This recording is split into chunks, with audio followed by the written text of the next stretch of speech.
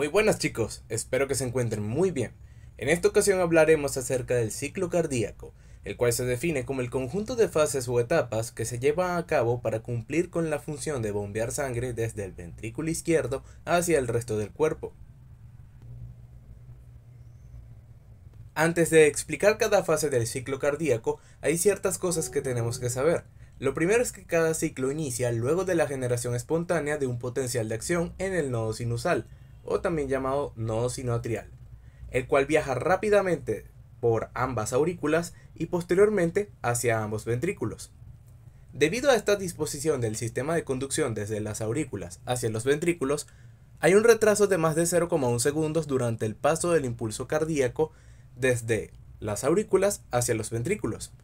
Esto permite que las aurículas se contraigan antes que los ventrículos, haciendo que la sangre llegue hacia estas últimas cavidades antes de que comience la intensa contracción ventricular. La duración de un ciclo cardíaco está determinada por la frecuencia cardíaca. Entre más alto sea el valor de la frecuencia cardíaca, el ciclo durará menos tiempo y viceversa. En cada segmento del sistema cardiovascular existen diferentes presiones que son fundamentales para comprender el cómo la sangre fluye desde una parte hacia otra. Esta magnitud es primordial ya que, al haber un gradiente o diferencia de presión entre dos segmentos, eso establece la dirección del flujo de sangre. Y eso es porque ésta tiene la tendencia de ir desde un sitio de mayor presión a un sitio de menor presión. En reposo, la aurícula derecha tiene una presión de 0 milímetros de mercurio, lo cual facilita el retorno de sangre hacia esta cavidad. Al llenarse de sangre, su presión puede llegar hasta 8 milímetros de mercurio, siendo mayor que la presión que tiene el ventrículo derecho en reposo, la cual es de 0 a 8 milímetros de mercurio. Entonces, al ocurrir el paso de sangre de la aurícula derecha al ventrículo derecho, la presión de la aurícula disminuye y la del ventrículo aumenta, causando un cierre de la válvula tricúspide.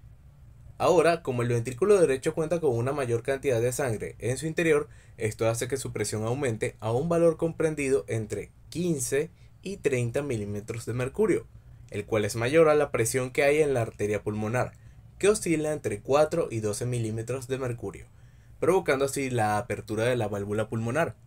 Posterior a la contracción del ventrículo derecho, la sangre pasa hacia la arteria pulmonar, haciendo que su presión aumente a un valor establecido entre 15 y 30 milímetros de mercurio, causando de esta manera el cierre de la válvula pulmonar.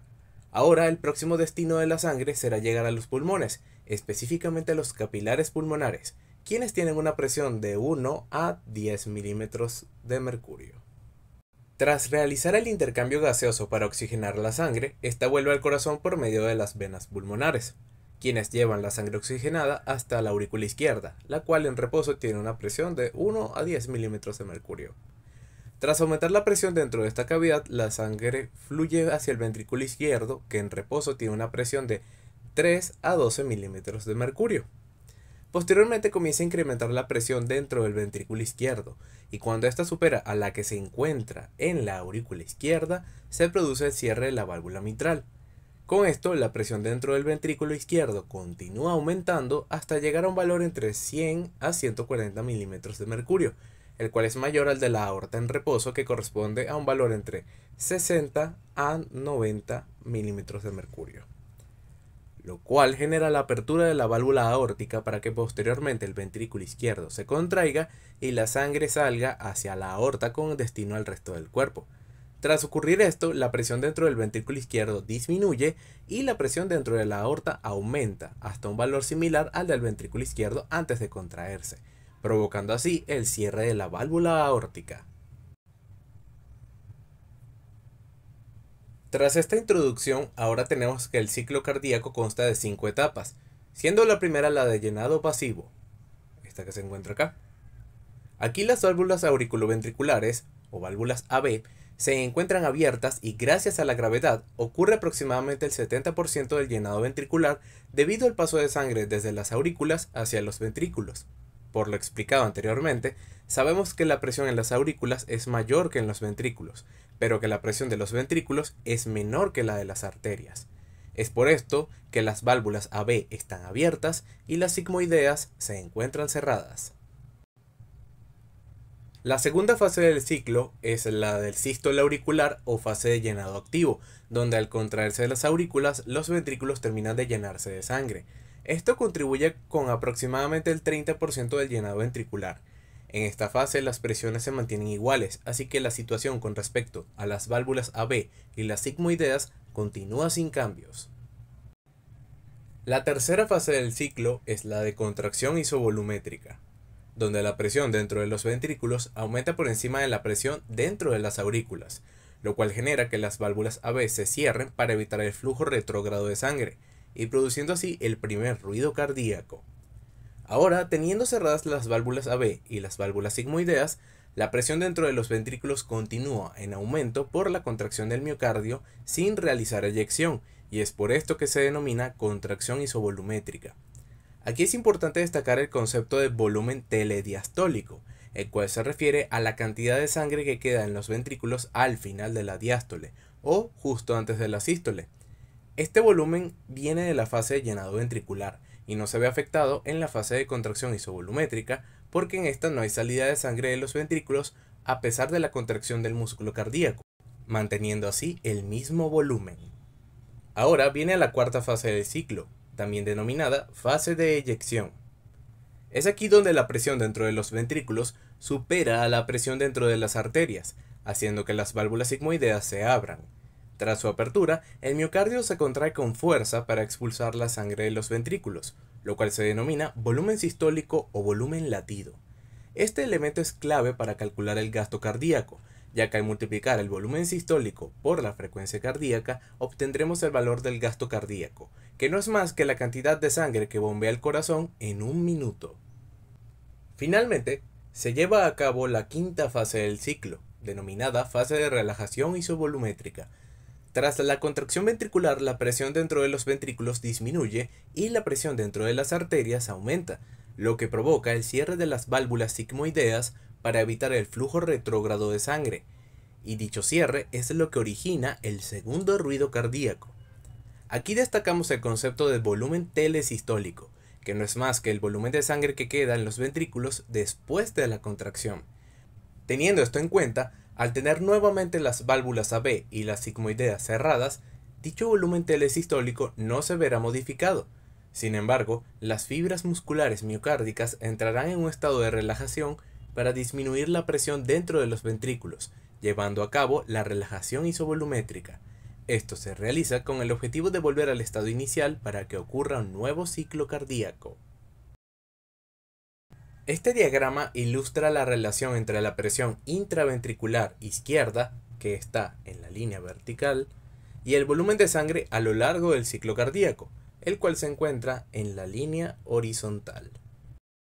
El segmento del punto A al punto B representa el llenado ventricular. La válvula mitral se encuentra abierta en el punto A y se cierra en el punto B tras terminar el llenado. Luego, el segmento del punto B al punto C representa la contracción isovolumétrica. Tras este aumento de la presión intraventricular, en el punto C se abre la válvula aórtica. Posteriormente, la línea curva del punto C al punto D representa la eyección ventricular, donde en un principio aumenta la presión por la fuerza de eyección, pero luego disminuye al igual que el volumen sanguíneo. Después, para evitar el flujo retrógrado de sangre hacia el ventrículo izquierdo, la válvula aórtica se cierra en el punto D. Y por último, el segmento del punto D al punto A representa la relajación isovolumétrica. Ahora, si quisiéramos saber el gasto cardíaco de este paciente, debemos tener el volumen sistólico y la frecuencia cardíaca. Pongamos de ejemplo una frecuencia cardíaca de 80 latidos por minuto y para el volumen sistólico utilizaremos el diagrama. En el punto B podemos ver el volumen telediastólico, el cual corresponde a 120 mililitros. Ahora, en el punto A tenemos al volumen telesistólico, el cual corresponde a 50 mililitros. Así que, teniendo estos datos a la mano, podemos obtener el volumen sistólico si restamos el volumen que había antes de la contracción menos el que quedó luego de la contracción. O dicho de otra forma, restamos el volumen telediastólico menos el volumen telesistólico. Siendo así que restamos 120 mililitros menos 50 mililitros, y así obtenemos un valor de 70 mililitros que corresponden al volumen sistólico. De esta manera multiplicamos la frecuencia cardíaca de 80 latidos por minuto por el volumen sistólico de 70 mililitros y obtenemos un total de 5.600 mililitros por minuto, los cuales corresponden a nuestro gasto cardíaco. Los sueños nos salvan, los sueños nos elevan y nos transforman en algo mejor.